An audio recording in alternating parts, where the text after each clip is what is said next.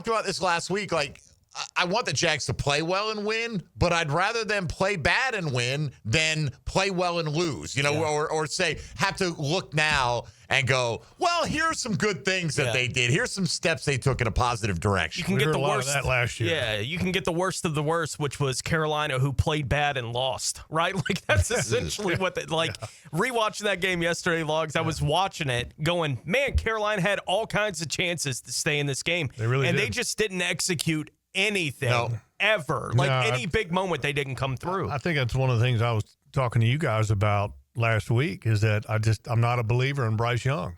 You can talk about how good he was kind of at the end of last year and that he averaged 31 points a game in his last 3 games. But, when I watched the film, I saw some of the same mistakes that he made earlier in the season. So I just didn't get the hype. But, I mean, as an opposing coach, as Liam Cohn and Campanelli, you want to pump that up as much as you can to make the players realize, hey, look, this is a challenge. We got to give them respect.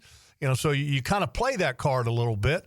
But, I think in the back of your mind, you're like, hey, look, let's keep him in the pocket and make him be a quarterback, try to take away his running game because we believe he can't win. Everybody built so much off of his final game in which he produced 5 touchdowns, but 3 of the 5 prior to that, he was under 60% completion percentage, Exactly. So he was very inaccurate a lot of times down the stretch, and he had a great game to end the season, and it's week 18, and you don't know how, are people taking their foot off the gas, whatever the case.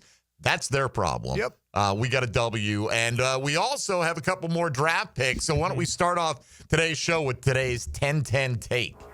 10-10 take. Now, Mike Dempsey's 10-10 take is serviced by Ideal Conditions Heating and Air, your go-to local HVAC company, veteran owned and operated. All right, as we go along, we'll get Logs and Tony obviously will weigh in on this as well. Tank Bigsby traded.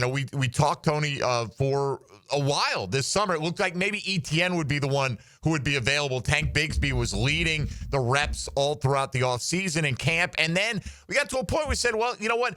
Could be that Tank becomes more attractive because he is younger a little bit, but he's on a cheaper deal and he's got 2 years of team control. Didn't know how it would go. Then ETN lights it up and you think, okay, this made the Jags think he's available. I heard Adam Schefter say this morning that Bigsby was almost included in the Fred Johnson deal to Philadelphia, that they wanted Bigsby at that time.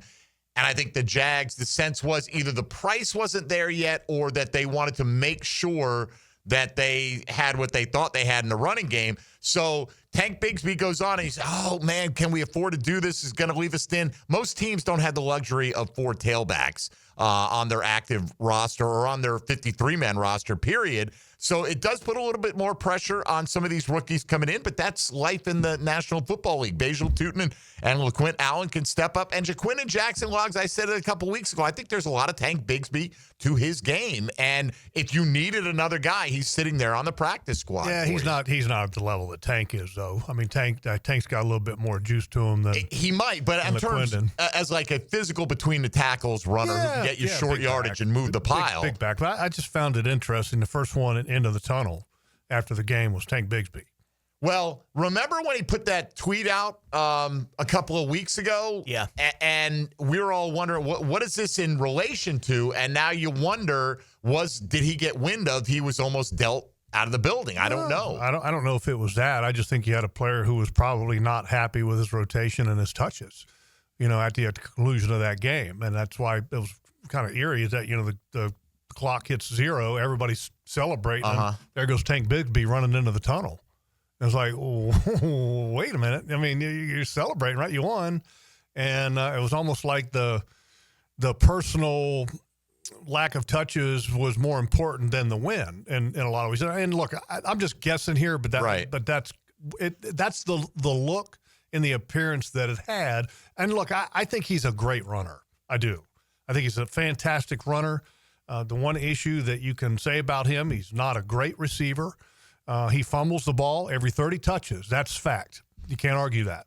And that's a problem for a running back. So for the Jaguars to get something for him, because, again, I'm going to say this, I think the best running back they have is Basil Tutin.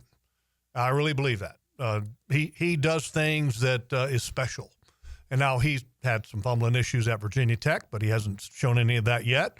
And so how are you going to divvy the touches between four guys? I don't know. But, having a lot of talent at one position is not a bad thing to have. And they took the opportunity to turn it into draft picks, and I don't think there's anything wrong with that. No, you do reach a point, though, when there's so much that you have and you can't get all these guys on the field, right? And you can't get those touches for them. And I can somewhat understand Bigsby's frustration.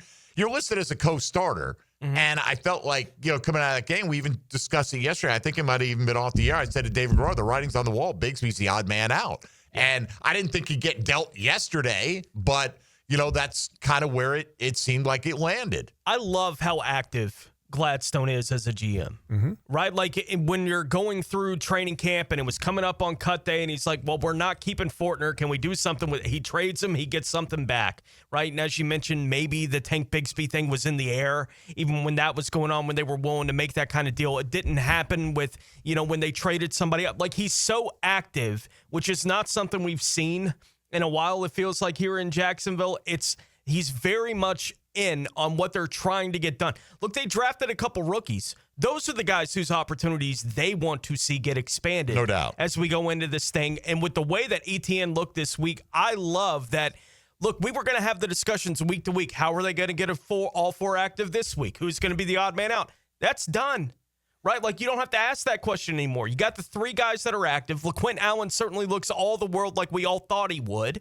As a guy who was coming in, could be the third down back, pick up the blitz stuff. He's fine as a pass catcher. Like, he gives you everything you could want from that kind of third back in the rotation. And even if you're just talking about 14 more opportunities, which is what you saw the snaps for Tank Bigsby this week, give them all to Tootin. Right? Like going forward, that's fine. So Tootin's a guy who, while ETN, if he's hot that week, gets 40 and Tootin gets 20, good. Right? Like from my perspective, that's only good for the football team.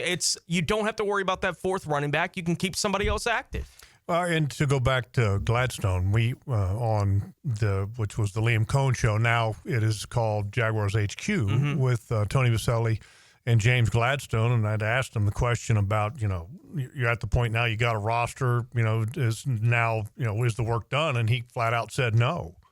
He said that, we're going to constantly work to get the roster where we want it. And that's a process, especially this year, that we're not going to be settled on or be comfortable with.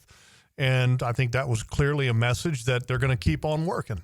And I like that aspect of it. And you mentioned that, he wants to get his draft picks in the flow. I don't necessarily agree with that. I would say that if there's a good player in there, then he's gonna play. I don't think it has as much to do with draft picks. I mean, I think there is always a little bit of that. But I think in the past there was always a certain amount of protection with the draft picks. We saw it with running back room. We saw it with Fortner, where you just, you weren't willing to bring in competition for certain guys in certain positions because you had, a number of draft picks at certain positions. And I don't think James Gladstone is scared by any means to move on from a draft pick or to set aside a draft pick just because, he drafted a guy. Look, he realizes that at the end of the day, it's about production, and production is king. But the two young draft picks they brought in are playing well enough that you're not fitting square pegs in round holes. That's right. Right? Like they fit the role they had in mind.